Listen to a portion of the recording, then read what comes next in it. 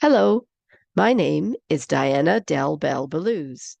Welcome to our Risk Awareness Week session on articulating risk appetite. We'll begin by introducing today's speakers. We are two of the three co-founders of calibrating. Each of us has had a long career helping organizations to make better decisions in the face of uncertainty and risk. Key things about me are I have over 30 years experience providing risk management consulting to North American organizations across a wide range of economic sectors. In 2001, I established RiskWise to help companies manage risk more proactively and to integrate a risk lens into their decision-making and culture. This includes helping many organizations to articulate their risk appetite. Now, let me invite my colleague Craig Mitchell to introduce himself. Thanks, Diana. My name's Craig Mitchell. I've 20 years experience applying decision quality techniques in energy companies to facilitate important decisions. In 2017, launched 60Q to bring structured decision making to other sectors. Along with Hank Crinan, Diana and I joined forces in 2020 under the calibrating banner to pool our extensive experience across a broad spectrum of decision support disciplines. Our mission at calibrating is to enable organisations to achieve clarity on consequential decisions. While no one can guarantee a successful outcome for a decision, we believe that better clarity enables a higher quality decision. And improving the quality of an organisation's decisions will add up to deliver more value to its stakeholders. In this session, we're going to show you how to get clarity on an organisation's risk appetite. It will be light on theory and heavy on case study examples. While the process we'll share is generic, the way it gets applied must be adapted to each organisation's specific needs and business context. The case studies show how three different organisations approached articulating risk appetite for their situation. Finally, at the end of the session, we'll recommend a few resources should you want to learn more about articulating risk appetite. Now, I'll turn it back over to Diana to share the first case study. This is the story of the second risk appetite workshop I facilitated. It was almost 20 years ago that the CEO of a home services company based in Canada reached out to me because he was very frustrated by how inconsistent his board of directors was in their willingness to take risk. The board was a bit like the character with a split personality in the book Dr. Jekyll and Mr. Hyde. At times, the CEO found the board was far too risk-averse. For example, they would dither on decisions or forego good opportunities because of concerns over small risks. At other times, the board was prepared to act in a manner that seemed rash and reckless. For example, contemplating taking huge unjustified risks with the company's assets. So for this reason, the CEO reached out to me to facilitate a risk appetite conversation with the board in hopes he could help them and management get in sync about what constituted appropriate risk-taking for the company. The risk appetite conversation was underpinned by data from a survey that was conducted through separate workshops, one with the management team and one with the board, and then later the management team joined the board workshop. The survey questions were designed to provide the company's leaders with the tools and language to surface and discuss their individual perspectives on what they believe the company's risk appetite should be for its major risks. We shared the survey questions in advance of the workshop so that people had time to think about their position. Then, when the group convened for the workshop, we considered the appetite for each risk. I had the group members vote using anonymous voting technology. And then the voting results, the aggregated results, were revealed, and they showed some significant differences in perception about what constituted appropriate risk-taking. There were many instances of a lack of alignment within the management team, within the board, and between the management team and board. Given these misalignments, it was easy to understand why people were wanting to move in different directions and at a different pace, just like the people we see in the graphic. For risks where there were major differences, I facilitated dialogue at the workshop so group members could explore what was driving the different perspectives. The discussion drove alignment within and between both the management team and the board. This helped management and the board to work better as a team, just like in the graphic on the screen. The risk appetite discussions had three main benefits. First, they improved the board's understanding of the organization's risk exposures and its capacity for risk taking. This information gap on the board's part is not surprising, given that directors typically spend a small portion of their time on the business, whereas the management team is full time on the business of the organization. Secondly, management were able to clarify their understanding of the board's willingness to take risks to pursue growth. Prior to the risk appetite workshops, the management team had to make assumptions about the board's risk appetite. And on some important issues, they really underestimated how much risk the board was willing to take. And the third benefit of the discussions was the strengthened alignment of the management team and board on the company's risk appetite. Now, let's look at the impact this alignment had on the company. As a result of getting clear on its risk appetite, the company was able to move decisively and with confidence on strategic decisions. So, one example is it enabled the firm to accelerate action on growth initiatives, both large and small. And a large one was an acquisition that doubled the firm's market capitalization. A second example is it helped them to prioritize ERM efforts and investments on those exposures that exceeded the firm's risk appetite. So the company's leadership team found that first risk appetite exercise so helpful that they decided to do it again 2 years later, when, after significant changes in the company's risk landscape, um, uh, they wanted to do it again. And the most significant change was they had completed the deal that doubled the size of the company and moved into a much larger U.S. market. And the second risk appetite exercise helped them guide their decisions as they integrated this new acquisition. So, and while most M&As, mergers and acquisitions, fail to deliver the expected value because they fail on the integration, this is an example where doing that second risk appetite process really helped them to be successful. And it ensured that they did deliver the value accretion targets that were set at the beginning of the acquisition. So very powerful indeed to do the risk appetite articulation. Thanks, Diana. So what lessons can be learned from this case study? Greg, the case study illustrates that when an organization's leaders don't explicitly articulate risk appetite, they are setting a trap for everyone who makes decisions on behalf of the company. That's because each decision maker is left to infer what the organization's risk appetite is. In other words, they have to make guesses and assumptions about what constitutes appropriate risk appetite for the organization and appropriate risk taking. This trap is dangerous because it creates two problems. First, it leads to a wide range of incorrect interpretations of what constitutes appropriate risk taking. This happens because each individual is only involved in a slice of the organization's decisions and therefore doesn't see the full picture of the organization's risk appetite. It's like the ancient parable of the blind man and the elephant. Each man is invited to touch a different part of the creature's body, but only one part. Based on their limited view, each man comes up with a wildly different guess of what the creature is. For example, one touches the trunk and declares it's a snake. Another touches the ear and says it's some kind of fan. Another touches the leg and says it's a pillar. None of them correctly identify that it's an elephant.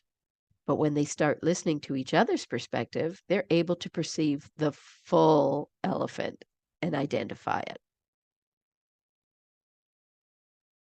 Like the blind men in the parable, when people's inferences are based solely on their narrow view of the company's risk appetite, they will make decisions that don't align with what's appropriate risk taking for the organization as a whole. Without a clear and full picture on risk appetite, decision makers can unwittingly take too much risk or too little.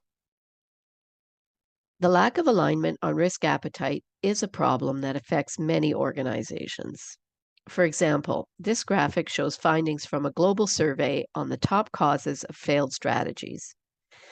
Misalignment on risk appetite by decision makers features prominently in two of the causes. Cause number 3, their decisions were biased by personal interests. And this can also include decisions that are skewed to address the needs of the decision maker's department or business unit rather than what's good for the organization as a whole. And the other cause of misalignment is cause number 4. Given the risks and rewards they expected, the decision maker's willingness to take risk was too high or too low. So clearly, this problem isn't unique to the leaders in the case study we just looked at. It's quite widespread. I suspect most viewers of this video today can think of examples where their organization's strategies failed to deliver on their expected value. And likely you have seen instances where in crafting or implementing the strategy, people's decisions were biased by personal interests and where their willingness to take risks was too high or too low. The takeaway here is leaders need to explicitly articulate risk appetite. It's the only way to be clear about expectations for risk taking and for risk management behavior. Now we'll get into the main part of our session. I'll share the basic process and tools used to run a risk appetite workshop, but first I'll introduce a few foundational concepts. I like this definition because it emphasizes that risk appetite is about embracing risks to create value. This sets the tone for risk appetite conversations. They are all about embracing risk-taking in order to achieve our business objectives. Embracing risk is very different than the defensive stance of typical risk management conversations, where the focus is entirely on reducing risks and mitigating against downside losses. The point I want to emphasize here is that moving from a defensive to an offensive stance on risk-taking is a huge shift in mindset for those of us in the risk management discipline, and it takes some getting used to. Thankfully, the decision makers we support are accustomed to balancing risk and reward. However, they typically weigh the risk-reward balance in an intuitive way.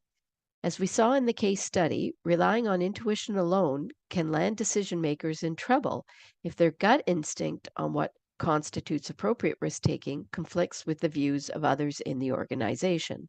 So specifically in the case study, where the management team underestimated the board's appetite for risk-taking. The second concept I want to share is that a risk appetite workshop gives leaders the language and tools to surface their intuitive understanding of what constitutes appropriate risk-taking. By discussing their perspective with others, leaders can get on the same page as an organization. As we saw in the Jekyll and Hyde case study, this makes risk appetite conversations some of the most valuable conversations an organization's leaders can have. They can also be some of the most challenging conversations.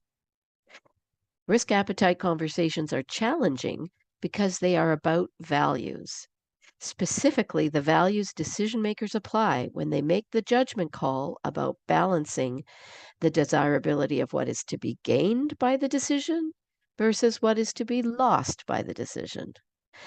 So those risk-reward trade-offs. Getting comfortable with risk appetite is important because there is no reward without risk. Just like in sports, organizations can't succeed over the long term by using defensive strategies alone. The tendency of the risk management discipline to focus exclusively on defending against downside risks breeds risk aversion. When ERM is a strong brake with a weak link to the growth accelerator, it actually can become a drag on value creation. As David Apgar puts it, a diet of pure risk aversion likely will lead to extinction. And even if you don't want to grow as an organization, you will still need to take risks to adapt to changes in your business environment. As Carolyn Wilkins, a former deputy governor at Canada's central bank, warns, when the world is moving around you, standing still is a risky strategy. A clear risk appetite empowers an organization to play to win. Risk appetite conversations enable decision makers to deliberately and confidently take the calculated risks necessary for success. The purpose of a risk appetite articulation exercise is to convert the tacit and implicit criteria and values that leaders are using to strike what they believe is the appropriate balance between risk and reward, and turn that into explicit principles around which to align decision making. The risk appetite articulation exercise is generally accomplished through some kind of a confidential survey to surface individual perspectives on what the desired or target risk appetite should be for the organization.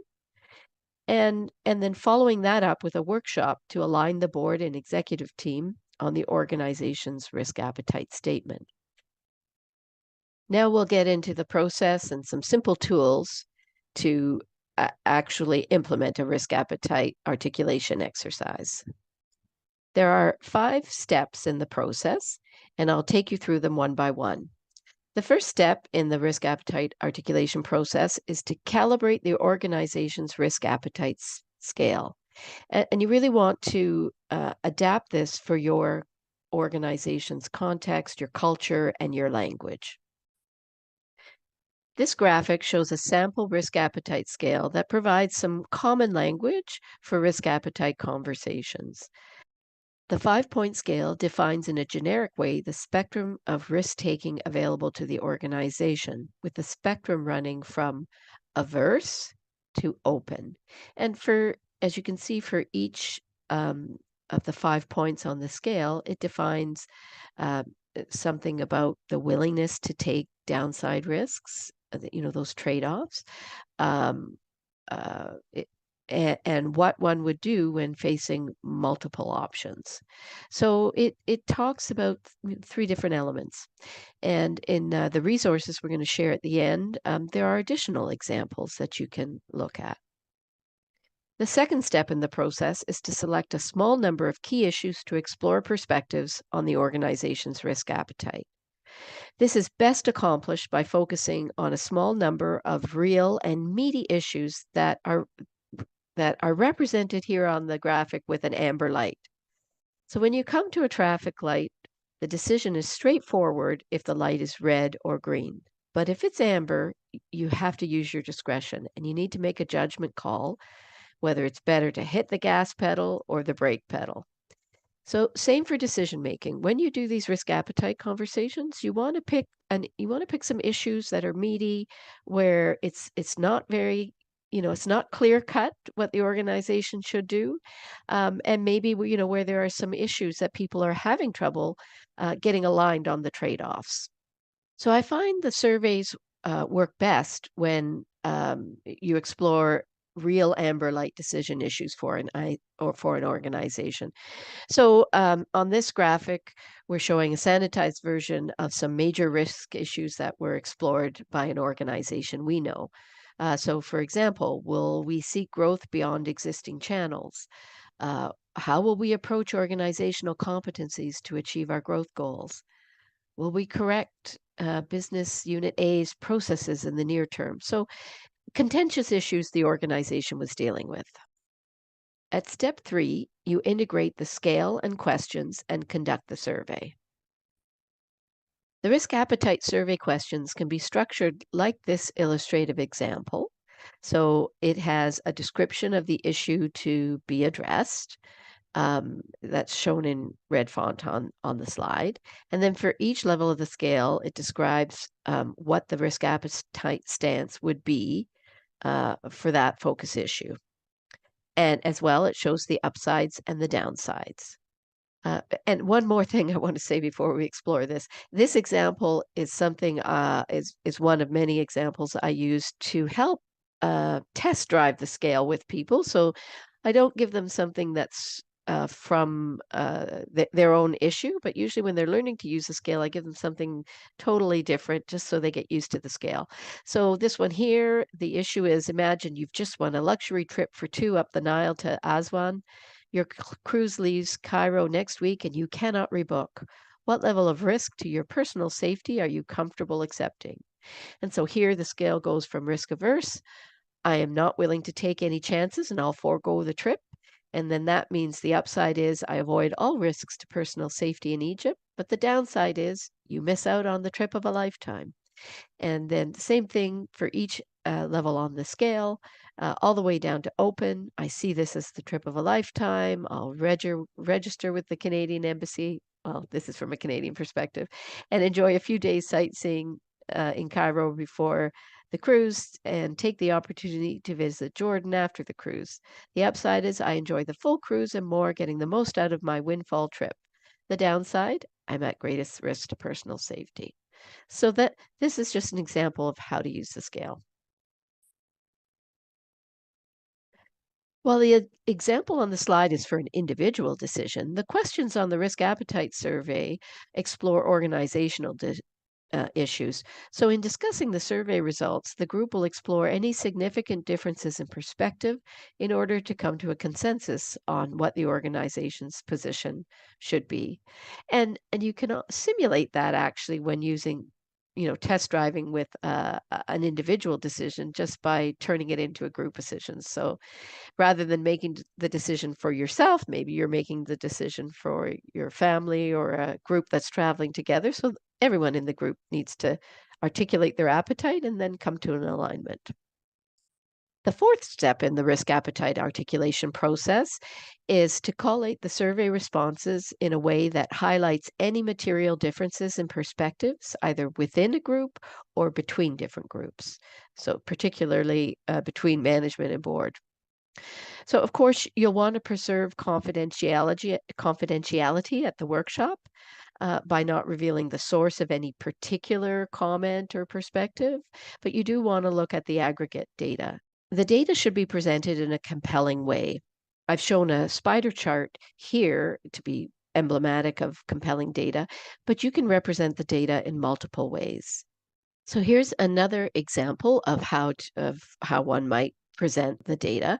This is an illustrative example of what it can look like. So with this one, we see the results for the board are shown in green typeface, and the results for the management team are in blue. You'll see that there's a box that shows the average rating for the group, and then there's a line that represents the standard deviation for the group. So it really shows the range of values, whether a group was tightly aligned, if it's a short line, or not aligned, if it's a long line. And so stronger alignment, shorter the line.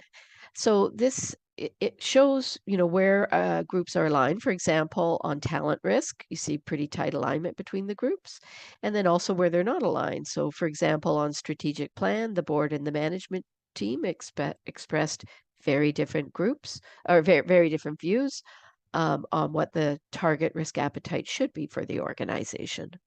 The fifth step is to convene a series of workshops to facilitate dialogue about the survey results with the executive team and board in order to align on what is the desired or target risk appetite for the organization for each of the issues explored.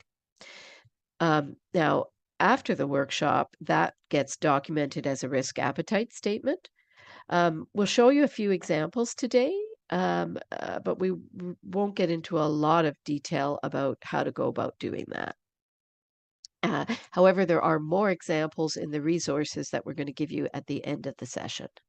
This graphic illustrates how one organization documented its target risk appetite. It reflects the aligned view after extensive discussion by management and the board on the organization's appetite for key risks. So you can see that on the right, it shows where where they are on the scale, where how much appetite they have. And on the left, it provides a sentence, one statement to make clear what their risk appetite is. So you can see, for example, on strategy, we are willing to accept a high level of downside risk where there are significant opportunities to serve our core stakeholders and achieve our mission. So high risk appetite. And you can see, let me go down, information technology. Given its strategic importance, we're not willing to accept much risk with regards to our information technology needs. So very low appetite. So that's just one example. And there are many ways of doing this. It really depends on what works for your organization's culture and context. So as I mentioned earlier, risk appetite conversations can be uncomfortable and challenging. And there are several common reasons.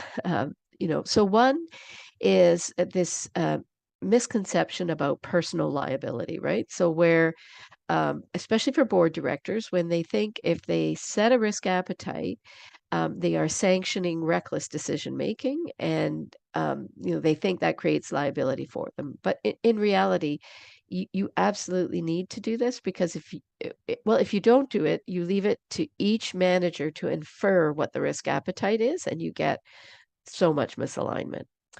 So the second major reason is, and this is for boards, for management, and even for other people in the organization involved in risk appetite articulation, is it can feel vulnerable to put your point of view on the table, especially if it conflicts with your colleague or your boss, or other people around the board table.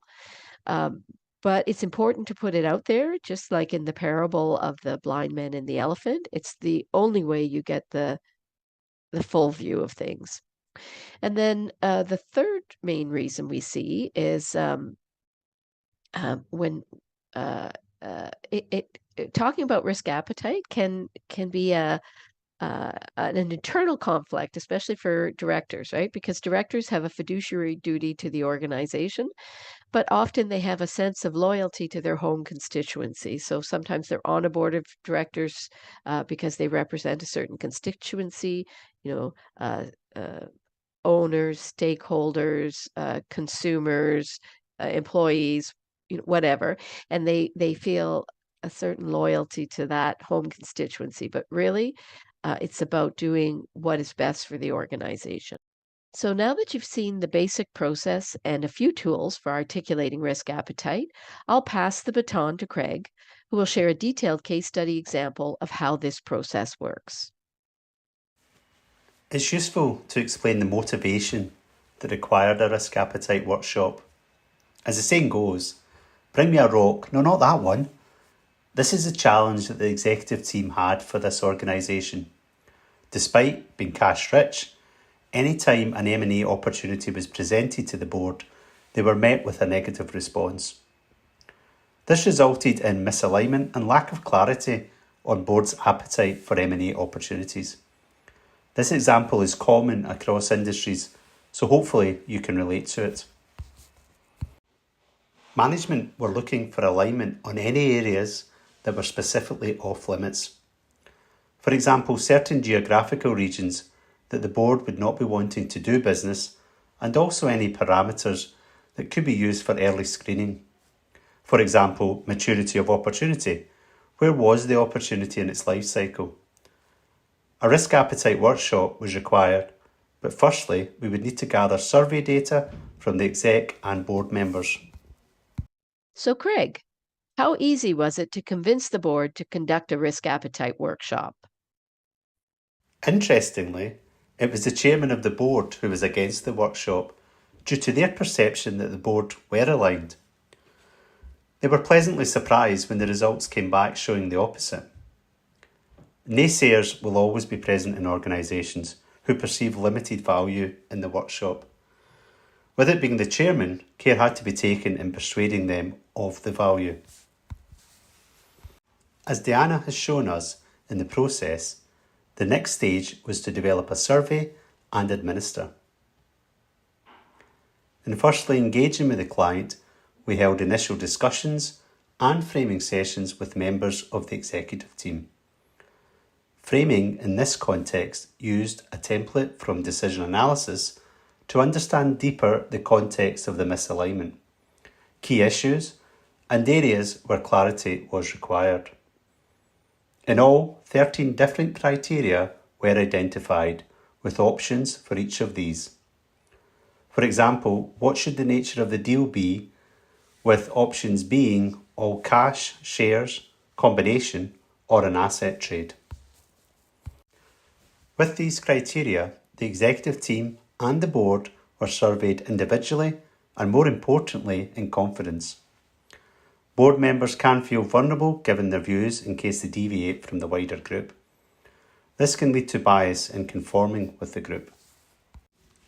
The scale used was as shown at the bottom of the slide. So for each criteria option, the respondent would indicate their risk appetite by selecting open, cautious, or closed. So, for example, if a board member was against an all-cash transaction, they would select closed. We will look at this in more detail on the next slide. Results and insights were presented back to the board and executive team to facilitate discussion and seek alignment. And again, this was anonymously shared back. Here is an example of a survey question. This is the criteria that we'd introduced on the last slide with options specified. The board or executive team member would indicate their appetite rating by selecting 0 to 3, as indicated in the second table, the appetite scale. In case they could not rank due to no opinion or not able to assess, they could select 0. It is also good practice to capture the rationale when selecting the rating. As stated, this was sent out to all board members and executive team, with the results consolidated and presented back at a quarterly board meeting. The next stage is to discuss and align on risk appetite. Many visuals and graphics were presented back to the board and executive team. Sent ahead as pre-read with specific emphasis placed on discussing areas where there were misalignment between board members or significant misalignment between board and the executive team. These help to facilitate a rich discussion to move to alignment and enabling clarity for the exec team.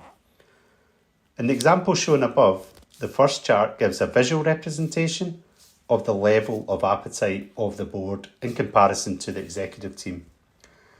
It also shows diversity of views within each team, moving from green to red, some members open while others closed. On the right hand side, the charts go into more detail on the individual options with varying levels of risk appetite. Craig, did the company experience any benefits from conducting the risk appetite articulation workshop? Thanks, Diana. Yes, they did.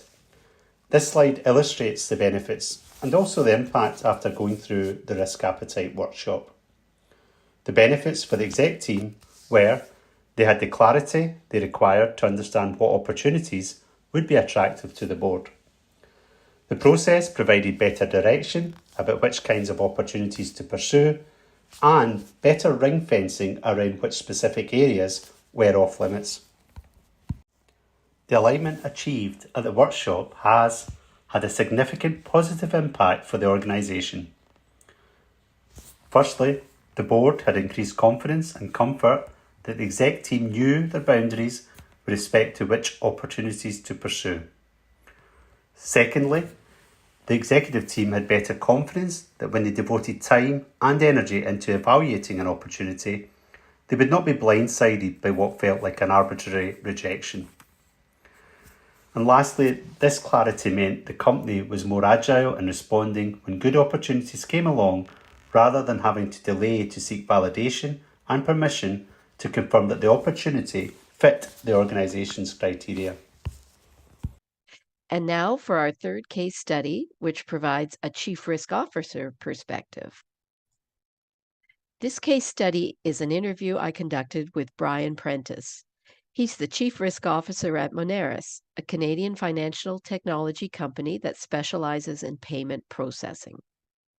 So, Brian, what was the main motivation for Moneris's risk appetite articulation exercise? The catalyst for us getting into documenting risk appetite was actually an external benchmarking exercise that we had done on our ERM program. And then there were some other areas where there was nothing articulated at all. And as we look back on it, I could see that some of those areas where we were struggling with decision making, it could be a help in that. So got buy-in from the executive team and from the board to go on that exercise. So for the initial exercise, who were the key groups involved? And have you expanded the participation since then? So initially we started with two of our strategic risks being a product and a pricing risk. And we also did an external risk, legal and regulatory risk. Sometimes, those were all areas I would say where there was a broad view across the organization that we could benefit from increased agility in decision making. There are lots of opinions and maybe no right answer all the time about how you trade off on product risk or pricing risks. And so there was consensus that attempting to go down this path would be helpful to the decision making, either delegation down, escalation up, getting the right people at the table, and having people understand those trade-offs a little bit better. So we started with those, and it would be executive risk owner, leadership risk, VPs and director level, and managers at some point. Or in some cases would be involved, but a fairly small group, and the ERM team and the facilitator would be working these over a series of meetings and workshops to try and get to a spot where we thought 3 to 5 statements would be where we were aiming for in terms of helpfulness to start. And then we expanded after we finished the first group, which took about, I'd say, 4 months to get done between series of meetings and refining, and then getting it up to the executive team to have a look at and make sure everybody seemed comfortable with it. Then we've started with the other risk we've got in an organization, and the ERM team is just working with different risk owners throughout 2023, and we envision that it's going to take us through 2024 to get the other risks all done. Having the conversation, what was sort of the immediate benefits to the people who participated?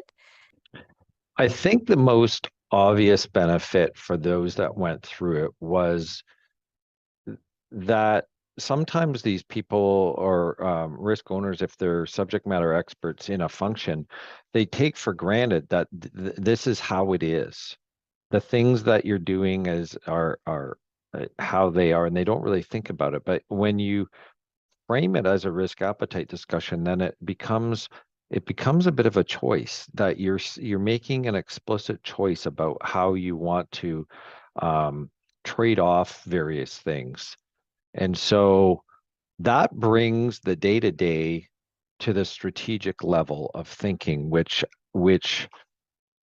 for most people, that's not what they're doing every day, is sort of getting out of the day-to-day tactical things and elevating the conversation into strategic levels and ensuring that they can understand and show to other people how are they making decisions and the principles by which they're making those decisions. We were always focused on decisioning and how will this help the organization to make either better decisions or faster decisions or both, and manage risk better by escalating the things that need to go up because they're kind of unexpected or just anomalies, or delegating down within the organization to make these risk decisions faster and easier because they're thought about by upper management. And yes, those are in appetite. Yes, there's risk, but it's within our appetite to take it. So, make the decision and move on. And the next question is around how has articulating risk appetite improved things for your organization? I wish I had really good data to say X or Y at this stage. Because this is so new, we went through the exercise in the fall of 2022 and into this early spring of 2023. This isn't the only changes or initiatives that we are doing, and we're also in the midst of an agile transformation within our tech shop and product shop and how we deliver things. So there's enough change going on in the organization that I can't point directly to risk appetite as being part of it just yet. So yeah, I think in some cases it's served as a foundation for standards work that the groups have done. So based on your experience, Brian, what insights did you gain as in your role as CRO? And what tips would you share with others who are contemplating doing a risk appetite process? Sure, I've got a few. I would say because this is complex work, it will take some time, and so don't necessarily rush it. I think you'll get the best return on your time investment by just starting with an area where you know that there's decision issues with it. And that will bring the people to the table to say, the status quo isn't working, so what can we change? And this may be part of that change initiative to say, is this getting alignment, whether it's between functional groups or between a management team and a board, about what the appetite is in a certain area? It would be a good place to start if you know that there's misalignment. By observing that, you can see that decisions are not going smoothly, and whenever there's disagreement or misalignment on things, that's the sharing of perspective of how is this. So that's a good place to start wherever when you're seeing issues either within the company and groups are not happy with how decisions are being made, expectations aren't being met in some way. That's a good place to start to say, is misalignment on risk appetite part of the issue? I'm not saying that it will always be the issue, but I would be surprised in most cases if it's not at least part of the issue. Was there anything that surprised you um, in the course of doing this that as a risk person that you learned? I'll mention two things, one positive, one negative. One positive thing, I was pleasantly surprised at the degree of engagement that people had in the exercise as they got into it. So as I mentioned earlier about the strategic nature of the discussions there, for many people who are dealing tactically with things week by week and day by day and making decisions, to step them out of that sort of tactical mindset and decision making into something like risk appetite, which is very strategic in nature, they were very heavily engaged in it. So that was a positive element. I'd say on the other side of it, the degree to which it was somewhat of an eye opener, the degree to which an executive risk owner influences or needs to be at the table before those underneath that person will confidently express what they think is going on, was a little bit of a surprise in some cases. So if the executive was too busy or was traveling or was away or what have you, things didn't go very far. So I was a little bit surprised at how, and that could be just, organizationally and culturally, how comfortable people are sort of expressing their views without the sidebar touch point conversation. Am I in the right spot, boss? Kind of thing was a bit surprising to me. But that I don't know whether that's, unique to our organization or a more general kind of conversation about, human nature and how people work in a hierarchy. But that was surprising and part of the reason why things took as long as they did. Yeah, they might This, see it as career limiting or risky to articulate what hadn't been articulated before, but was maybe unspoken, but kind of people thought it.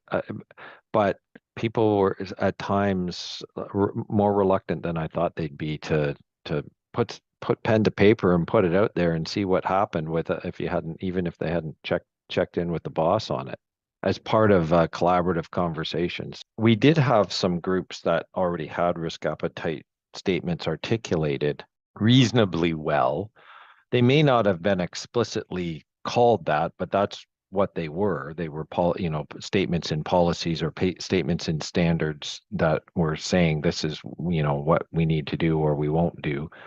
So I think we probably could have found some of those and used those as examples to speed up the learning a little bit more had we done that earlier on. Grab the ones from the groups that were more mature. I would say our information security, risk management policies and standards, et cetera, is pretty mature. Our credit and fraud appetites are pretty mature. So those we probably could have used as examples a little bit more to take it out of the theoretical and into the practical, that people could have gone along the learning curve a little bit faster.